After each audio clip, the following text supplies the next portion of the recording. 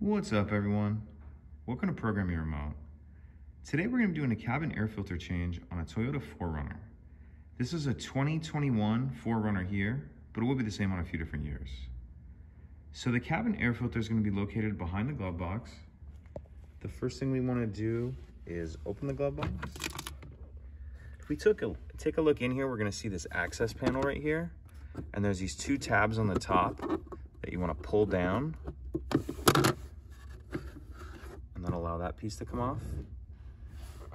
Now we can see the cover to the filter itself right here. And there's these two pinch clips on either side that you want to push in. And you can do these both at the same time if you have both your hands free. I'm just filming with one.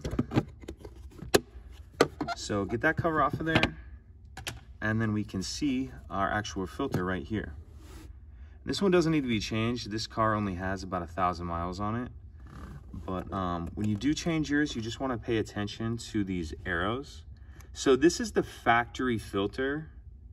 And as you can see, there's an arrow and it says up. So when you install it, you want that arrow pointing up.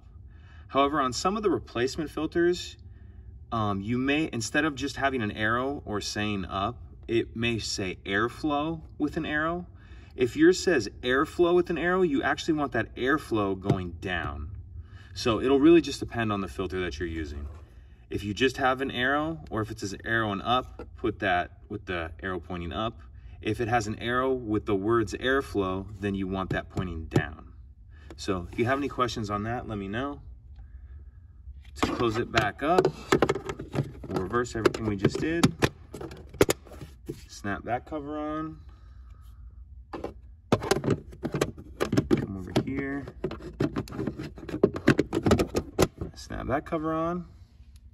And that's it. Pretty simple. If you have any questions, please let me know. If you could take a second to like and subscribe, it helps us out and I'd appreciate it. Thank you.